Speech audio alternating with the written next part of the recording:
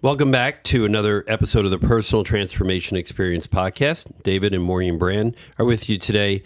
And today we're talking about the impact of repressed trauma on interpersonal relationships. And like we do sometimes, we're going to share very personal things that we are working through or have worked through in the recent past. And we're going to refer to an event that took place last weekend. Yeah. And I'll go ahead and lead into it because, like all things, right, there's perspective around it too. And it's what each person is feeling in a situation that may not be the same. And they're bringing different baggage to the setting, to the relationship as well.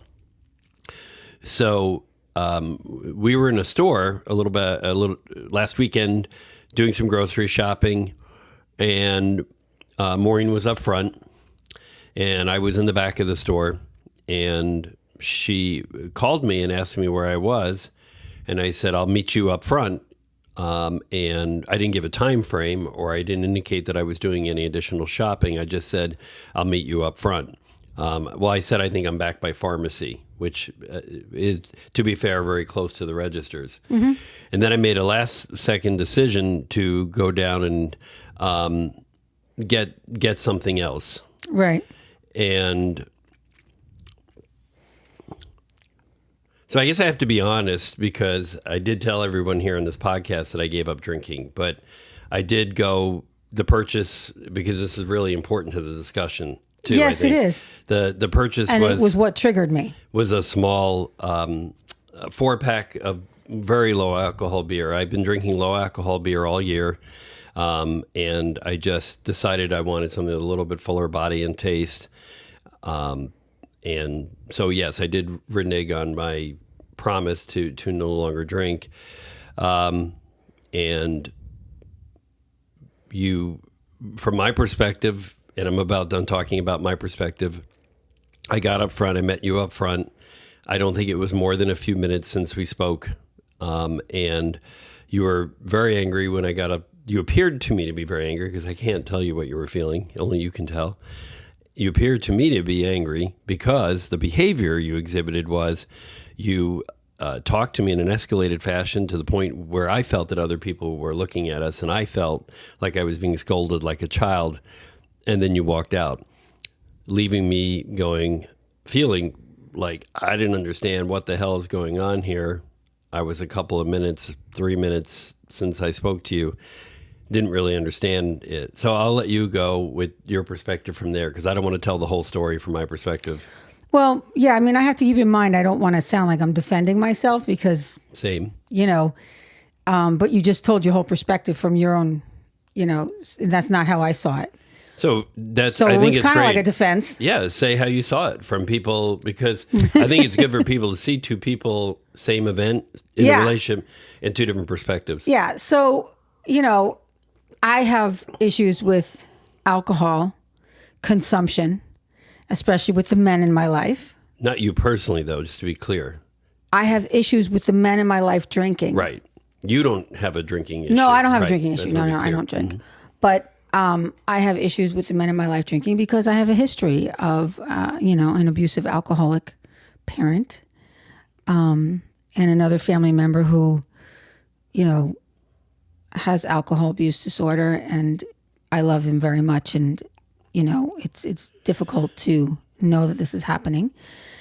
And then we had an experience last year or 2 years ago when we were at Clemson, and you pretty much got so drunk, I got scared, and I was really scared. I just was really scared, and I, found myself going back to my childhood, being frightened and not sure what was going to happen, and it was just a scary thing to see you get so out of control, and I couldn't do anything, and we were in the middle of a campus, and I didn't know where we were, and you were so drunk you couldn't even help me figure out where we were. So that said, a little preface, we get to the store, and, you had promised you weren't going to be drinking anymore. And so now you decided you wanted to drink again, which made me uncomfortable and angry. And you felt like I was trying to control you, but I was just trying to control my own environment to keep myself safe. My protective parts were anyway. And so we go to the store, and you had just talked about drinking in the car, and I was already upset. You know, I was already like put off. My parts were just took right over. And we're only there. We split up to get a few things. And when I couldn't find you, because I went towards where you were supposed to be at the store getting stuff, usually you were so fast, or faster than I am. So I called you and I'm like, where are you? And you're like, oh, I'm over by pharmacy. I'll meet you up front. So in my mind, you were right by the pharmacy, right by the registers where we check out. The store is not that big. So I turn around and I start walking back towards the register. I'm like, where is he? So I was already looking for you as I was walking back, because I was like, I could see the registers from where I was. Yeah. And I couldn't find you. So I'm walking around and I go up and down the aisles in pharmacy. I don't see you. And it didn't occur to me that you would be in liquor or getting beer or anything. I didn't realize that you would be doing that. So I felt like I was walking around like an asshole looking for you. And then you turn the corner with a 6-pack of beer, and I got so pissed off. I was like, really? Like, you didn't even have the consideration to let me know you decided to go find some beer. You'll meet me in a minute. So I'm walking around looking for you. If I had had my card, I would have checked out with my stuff and went to the car. Like, I wouldn't have bothered waiting. And I just got very angry, and I didn't feel like I was scolding you. That's the child, or the part within you that felt like you were being scolded by your stepmother. I feel like that's where you were coming from. I felt like I had the right to be like, what the hell? Like, what are you doing? Like, why didn't you tell me where you were? I'm walking around looking for you all this time. Like, I had no idea. But at the same time, I have to admit that I was like this, a part of me was so enraged that I couldn't figure out why. And you didn't talk to me for 3 hours. Right. So I was so angry and so upset. I took my prescription, threw it into the bag, grabbed the bag, and walked out of the store before you even finished checking out. Right. Slamming doors. I was pissed. I was really pissed. And when I get, I don't get angry often anymore. But I used to have serious rage issues. Like, this is where all the exercise and the MMA and all that stuff came in, because I had to take my anger out somewhere. I had all this pent up anger. And so I became as enraged as I was in my 20s, and I didn't understand why I was feeling this way. I couldn't get out of my own way. It was like the train left the station and I couldn't stop it from going. It was going so fast. It was like I couldn't stop it. It left the station. I couldn't stop the train. And so I didn't talk to you the whole day. I kind of hid out in my kids' room like a child because I was like, if I talk to him now, it's not going to be good. Like, I couldn't face you. I was so mad. All I wanted to do was avoid you. And because that's how angry I was. I was like, I can't even talk to him right now. I'm just so upset.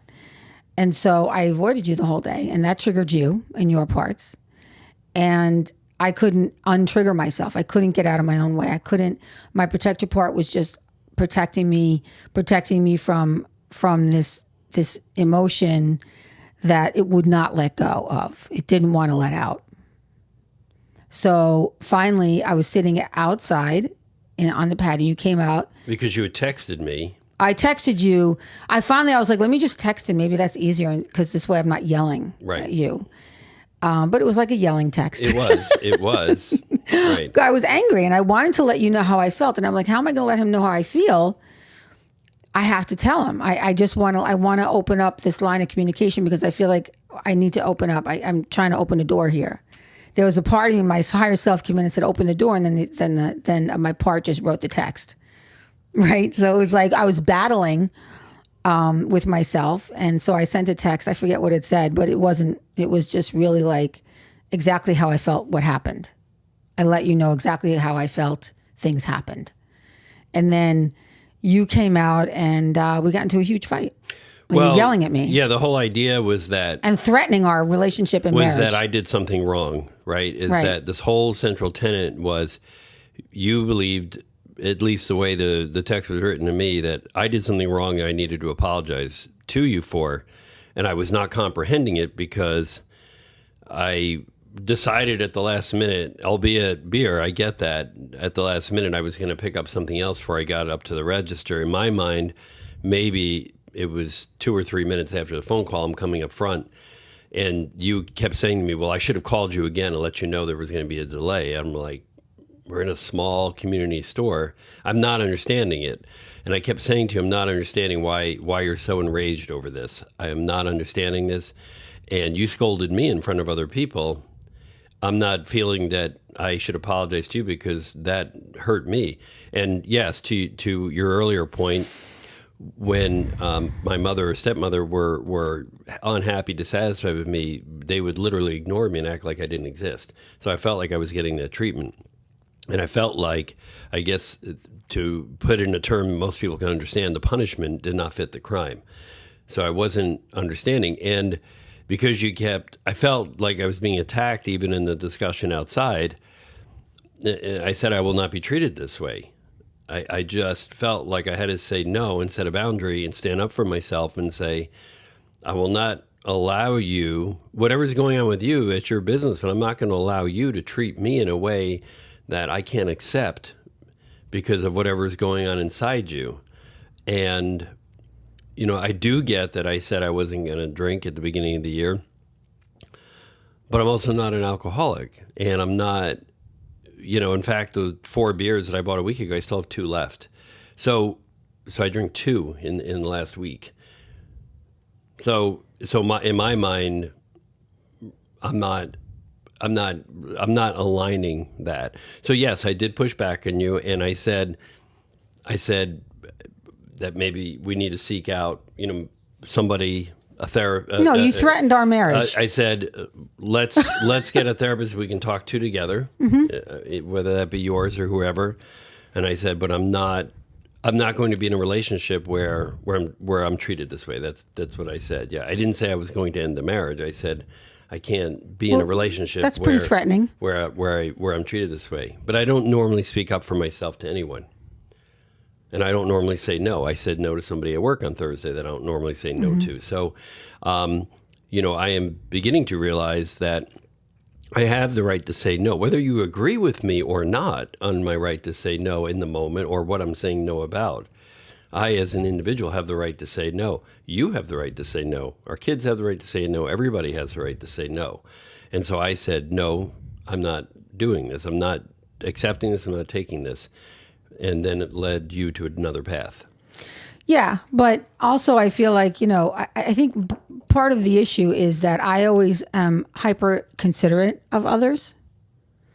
And in my mind, because I am, I feel like other people should be as considerate to me.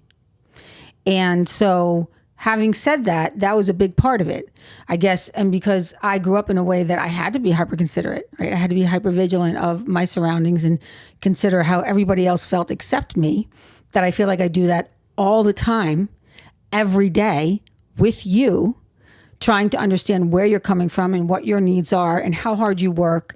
And that's all I think about. So a lot of the things I do because I care about you and I want you to be happy. So I will tend to not say no to things that I probably should and will in the future. Well, but yes, I feel like, that. you could, there's like no accountability for, it feels like you're not, like I did nothing wrong that day. And I don't believe that that's true. And I feel like being your partner for 15 years and your wife, that maybe you would know a semblance of who I am. But this is not why you were so angry, though. No, I was angry because I realized what finally broke me. And, I was upset because there was part of me was being protected that was upset that all the men in my life don't give a shit enough about themselves to care about how I feel about their behavior. And that's what I was most upset about.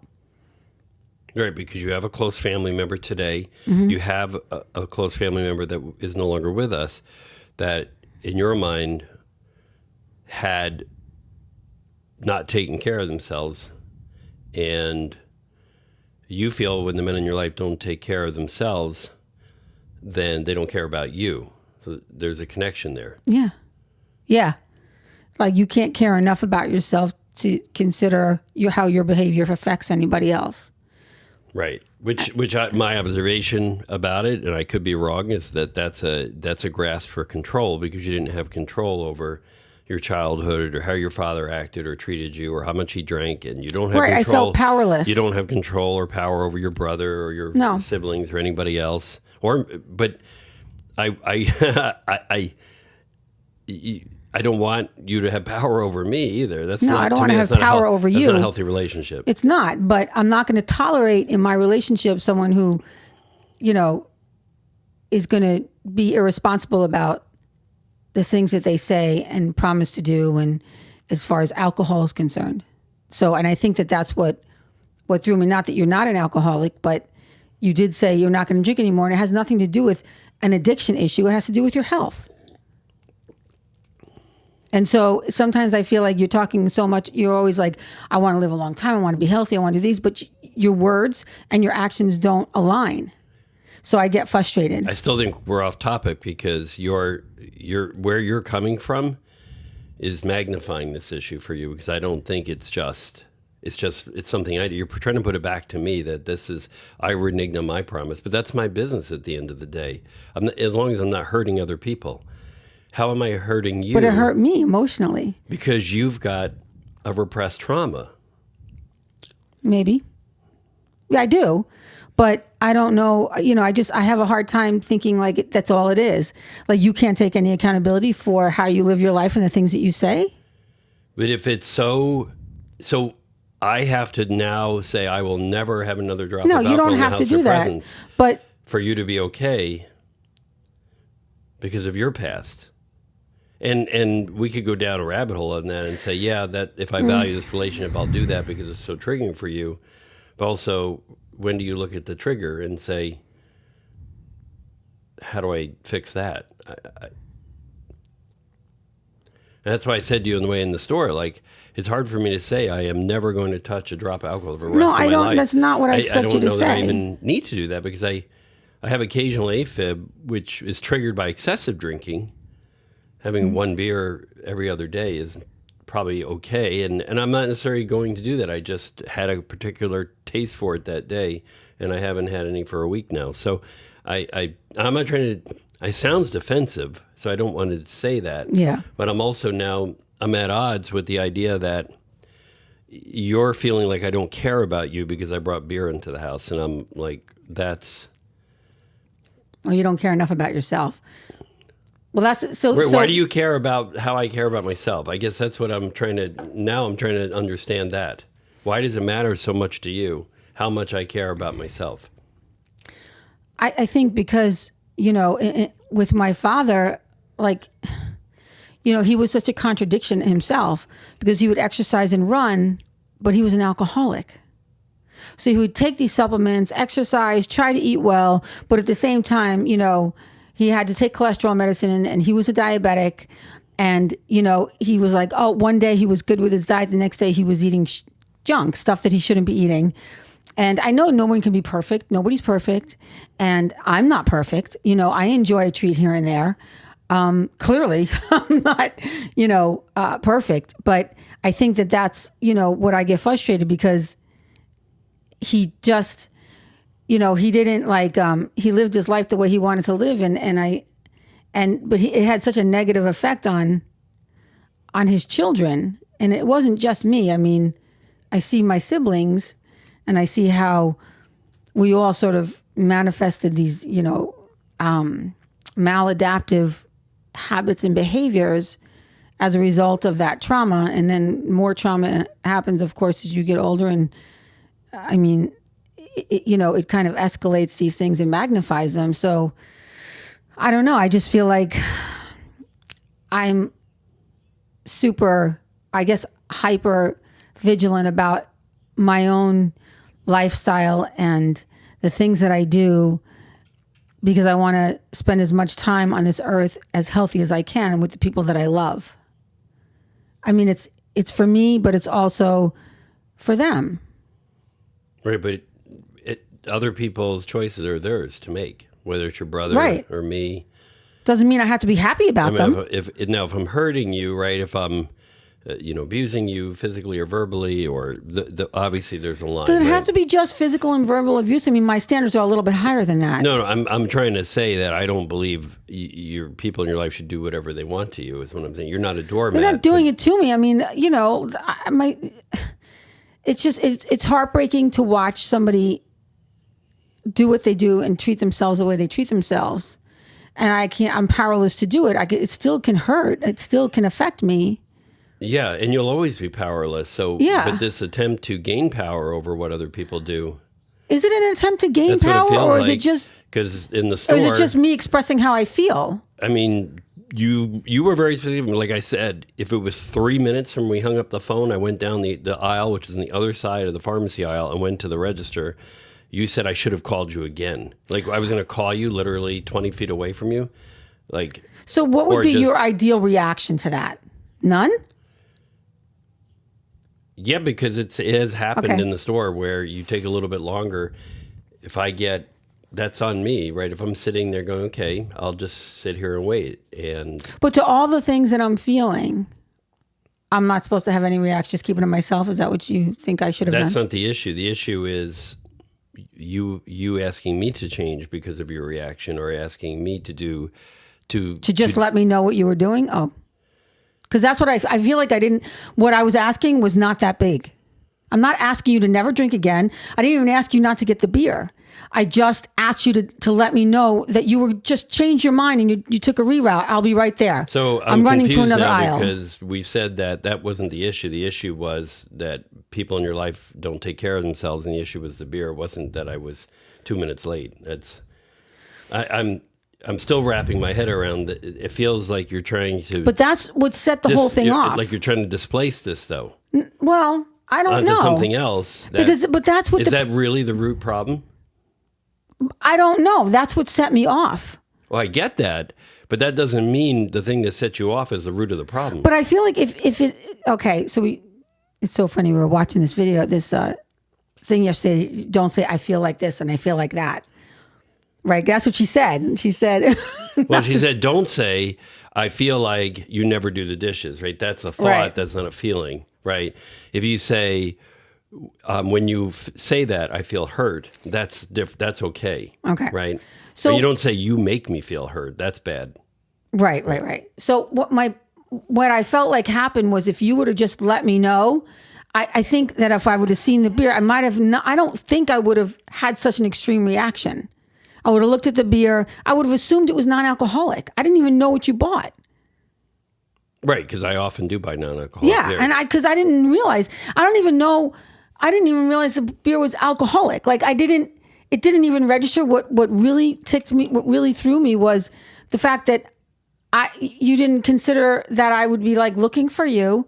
You changed your mind at the last minute. I don't know. I just was like.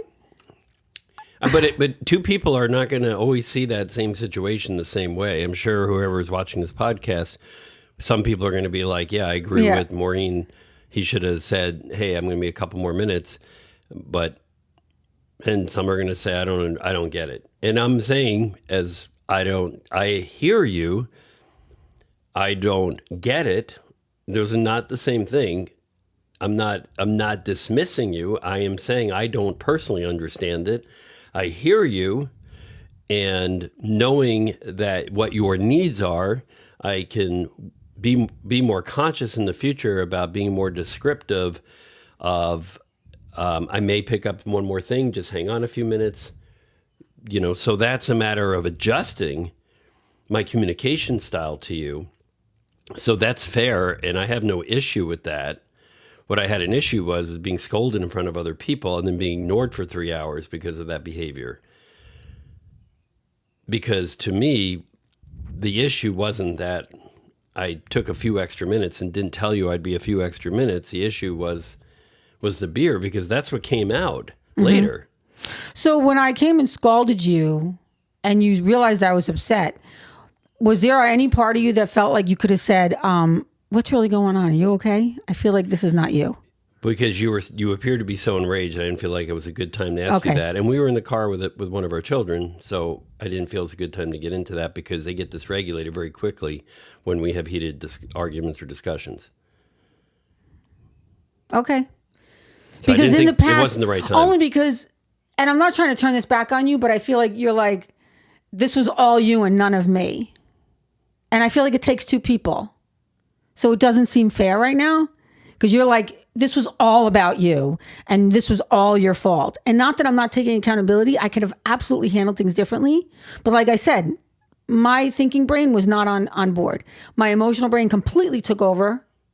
And in the past, when I got upset with you, you were like, why can't you say this to me? Or why can't you say that? Or why didn't you say, blah, blah, blah. Like you were like telling me like how I should have acted with you in the moment.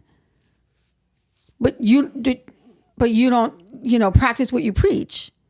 So just having an understanding of the person you're with and empathy and curiosity, which I was way beyond. I can't say that I could have even conjured up anything like that in that moment. But but you started like preaching to me about, the Eightfold Path and stuff, like really like that was something I needed to hear. Instead of talking about the Eightfold Path, maybe act like you're on it. Have empathy and curiosity. Use those skills in the moment instead of telling me, about the Eightfold Path, because that's not helpful. Can you understand that? It's like it feels judgmental, but yeah, it does. It does. It is judgment because I just feel like, I don't want to. It's just we're in this relationship together, and it just doesn't feel like, like I can't have any grace, but I have to give you grace. I didn't say you couldn't have any grace. But that's once we got to what appeared to be the root cause of your frustration and anger. Yeah, but before that, when I was in a place where I was totally emotional and I was very angry, you couldn't bring yourself to find curiosity and empathy towards me. But when you're in that place, I'm supposed to bring myself to find that in you, like for myself, to handle you that way. And it just feels well, because like a one way. You scolded at me and then ignored me, right? And so in the place where I was ignored as a child, going to my caregivers who were ignoring me wouldn't change their behavior. They would continue to ignore me even as I spoke. I'm not your caregiver. Right. So I'm explaining to you that that's not a past that I have that has worked well for me. So I suppose it's fair, that I could have said that, but you were really hung up on this whole idea I needed to apologize to you, and I thought it was a matter of beyond apologies because I didn't feel there was acceptable behavior from you in the public setting either, and I wasn't looking for an apology from you. I was looking for understanding. So I felt that I was curious because I kept saying to you... No, you were looking for an apology from me. There's no... It felt like... No recollection on my part of me asking you to apologize. You're like, you didn't even apologize to me for yelling at me in the store. I may have said that, but... Or treating me like a child. Only because you had said you were demanding an apology from me. So I was questioning... Well, I think ego took over on both parts. I think your ego was like, I'm not giving you an apology. I didn't do anything wrong.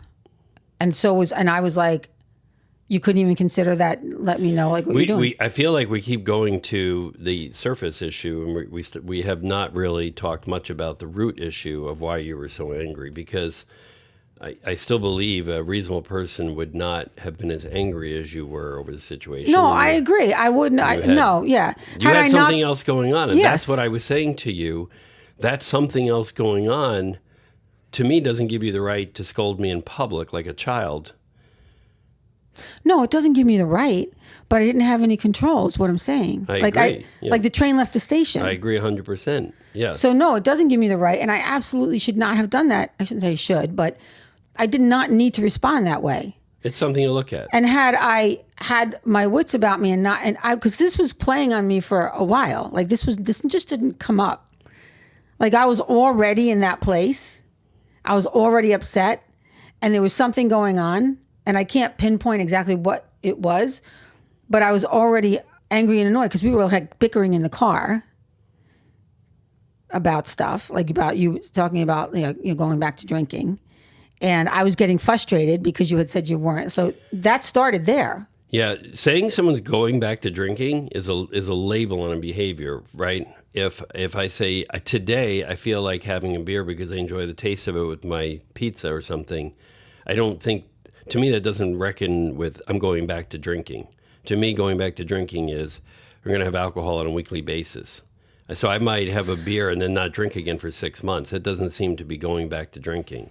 No, but I think what I was thinking, I remember thinking, oh my God, all the issues you're having right now with in going back and forth to the doctor and all the health issues you've been, upset about and complaining, the pain, all this stuff. And now you're going to have a beer. Like I couldn't make sense of that in my head. Like, why would you do that if you're already struggling with all these other things? I don't know. It just didn't make sense to me. And so then I was triggered, and all of a sudden, like, it became, family members who never cared about their own behavior and habits and things enough. So I think the thing is here, and why I wanted to do this in front of the camera was I've got the repressed trauma that when people scolded me in public or ignored me and acted like I didn't exist, that behavior today will set me back to feeling like a 7 or 8 year old. Right. And for you, the behavior of saying, yeah, I'm not drinking anymore, and then I get a little beer, and then you're going back to, well, this is a history of the men in your life not taking care of themselves when it comes to alcohol, and you wanting to have some control over that situation. You wish that you could, right? I think. Well, I don't know, because I can't control. I didn't feel safe. And I think that's at the bottom. I got scared. I didn't feel safe. And that was the child in me, having family members who behaved in a way that wasn't safe for them. And so it didn't make me feel safe. Safe for them or safe for you? Both of us. Yeah, because... Is it safe for them to get so drunk that they're beating their children? No. Is it safe for them to not be able to get through past 10 o'clock in the morning without a drink? No. But...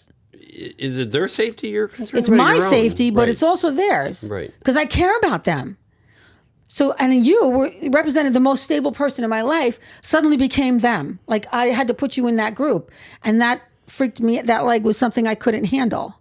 All of a sudden I had to put you in that group with the men that are make me afraid and aren't stable.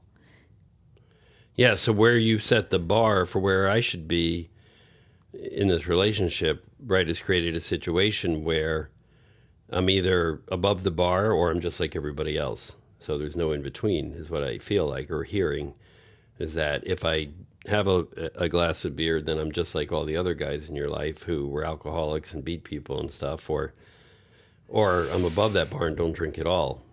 So it's just something for me to think about. But it's an interesting concern to be concerned about other people's safety, like whether your brother's safe or I'm safe or your father's safe, but you weren't safe as a child. So it's an interesting, and I don't even know how to work through that in my head right now, this interest in other people's safety when it feels like because you're more worried about that than your own safety. Because nobody was safe around me.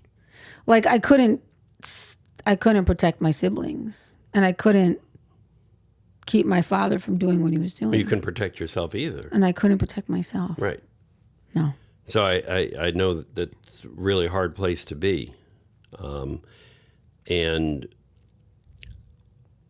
I feel, right, and I still go back to that event you've talked about ever since I met you, with your father beating your siblings when you were small. I don't even know how old you were, 6 maybe, and feeling like you needed to do something. And there's no way you could have done anything, nor should you have, right? There's no, that is not a responsibility that a small child has, is to protect their siblings. It's not, and I do know we talked about this last podcast, I think, maybe it was the last one. I lose track of which week is which, about protecting, right? I want to go in and fix, because I feel like all the women in my life were broken, right? My mother, other people were broken people. That's how I saw them. I never questioned safety, although in looking back, I could say, yeah, I wasn't safe. But I looked at her as a broken person that I needed to fix. And then later, other women, I'm like, oh, I can fix them. But you look at protection, right? You're all about protection. Well, I have to protect myself and the people around me that I care about. That's right. How I look at things. But part of how you protect yourself is by trying to protect an image you have about people too, right? So there's an image about me. It sounds like you need to protect, right? That is, I'm aligned with you about good health and exercise and diet, and having the beer defiles that and interferes with that image. That's at least how I'm seeing it. And I'm not saying I'm right because I can't be inside your head. I feel like it's a lot to live up to because you've been so let down by other people. I certainly don't want to be lumped into that category. I understand your perspective. But we both have repressed trauma coming to bear. Mine was not being able to fix my mother. Yours is not being able to protect yourself or your siblings from a parent. My child. Right. Yeah. Right. That's true. That's true. Right. So this again. Which is probably why I stayed up in his room that whole time. Yeah. Because I just felt like I was safe there and I could keep him safe if I'm there. Like, as long as I was there, like, everything was okay. So you acted out of anger that day. Yeah. And I will go into another place and then kind of withdraw into my shell, as it were, because if I feel that someone is scolding me or ignoring me, then I'm going to avoid them, because that's how I stayed safe when I was younger. So unfortunately, both of our repressed trauma put us at odds, and that's usually when there's going to be a big fight or disagreement or argument, because now that you've got these protector parts coming out, and they're the ones talking to each other, not the adults in charge. But the question is now, how do we move forward with curiosity and compassion and empathy? And, like, recognize, because I have recognized my parts at times, but I didn't recognize this time. Well, that's the work that we each do on ourselves. Yeah. The work for me is I have a lot of work to do on emotional regulation. That's a big thing. And emotional intelligence overall, and having empathy for other people, seeing their side. So do I. And sometimes we do have to tailor our approach. We can't say, well, just because I don't see it's a big deal means that I don't care if it's a big deal for somebody else. So I'll go back to what I said a few minutes ago. Yes, I will be more conscientious about giving you more definitive responses about where I am and what I'm doing and how much longer I'm going to be, so I'm not leaving you guessing, because that uncertainty creates a lot of different feelings for you, obviously, that will bring things up. But then we each have to look at our own reaction and say, why did I react that way? And then just work on that. I mean, that's the other thing. We owe ourselves that. You don't owe me that. You owe yourself that, right? It's not, for me to sit here and say, well, you got to work through that in therapy. Recognize it within yourself. That's all we can do, right? Because as much as I try to control, or I want to control, my part of me wants to control my environment and keep it safe, I can't. There's no certainty in that. I can only control my response to my environment and circumstances and people. And I can just say, I won't accept being treated as a child, right? That's my feeling about it. I felt like I was being treated like a child. I'm saying I can't accept that. So you have the right to say, I can't accept that. Now, if you got in the situation and say, I can't live with you if you're going to drink a beer, I mean, that creates an impasse, right? And then, so this is where those things come up, right? Mm-hmm. Is that important? I don't know. And I get stuck on things like that, right? Because if you came back to me and say, well, if you're gonna have beer in the house, I can't stay with you, right? But have I said that? No, I'm just saying, right? I mean, because 15 years you've been drinking the whole time. No, I know, but I'm saying, in the one hand, I'm saying to you, right? If you're going to treat me like a child, I can't accept being treated like a child, right? So, but again, I go back to, how is it impacting, right? If you're talking to me like a 5-year-old in public, I feel that's different than I have a beer. But your perception is I spoke to you like a 5-year-old in public. Did I really? I don't really feel like I did. I simply questioned, like, what happened to you? But you took it immediately like I was scolding you like your step parent. So whose reality is right? Well, even so, right? Because you've grown up with alcoholism, right? And you have other people in your family that have struggled with alcoholism, alcohol use disorder.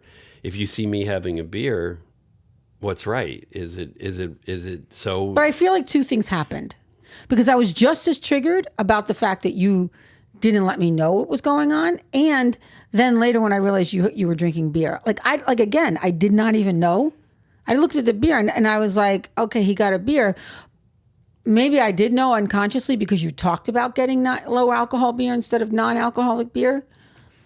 And so I felt like in that moment, I felt like, are you just keeping this from me because you didn't want to say anything because you didn't want me to tell you not to, or you didn't want me to give you a hard time while you were going? Because you were with... Was there a part of you that didn't say anything because of that? Like, that's what I feel like actually happened. Yeah. And that's where I was like, really? So I didn't feel like I was all that off asking, like, why didn't you just tell me you were doing this? Yeah. And you're like, well, I changed my mind at the last minute. I didn't believe you. I'm like, bullshit. You didn't change your mind at the last minute. You were going to do this. You just didn't want to let me know you were doing it. You were keeping it from me, which, again, is something I had to deal with for, my whole life. Like in my marriage, previous marriage, I mean, all these things. So it was like a total, like, shit show in my head. So I think we've probably invested enough time for people watching us, because everybody's got only so much attention span around these things. But hopefully this was helpful for anybody watching to model working through, right, when each person is bringing some type of repressed trauma into an interpersonal relationship. How are they working through having an open and honest dialogue without shouting? We didn't shout in this last half hour. Or punch and it is each other, difficult, or threaten each other. Like, there was a part of me that just wanted to break down and cry, and I had to, I didn't feel comfortable. I don't want to. I feel ashamed crying like that, and I shouldn't. No, you're allowed to feel how you need to feel. You have permission to feel, as Mark Brackett would say. Mm-hmm. So we'll wrap up, and if any of the listeners, watchers rather, or either way, want to write to us, it's changingtheworldwithinus@gmail.com is our email address. You can leave a comment under the video. We'd appreciate it if you like the video, if you did like it, and subscribe. Hit the subscribe button, and also visit us on Instagram at Personal Transformation EXP. And with that, we'll just say thank you for watching us. Hope this was helpful, and have a great week. Bye.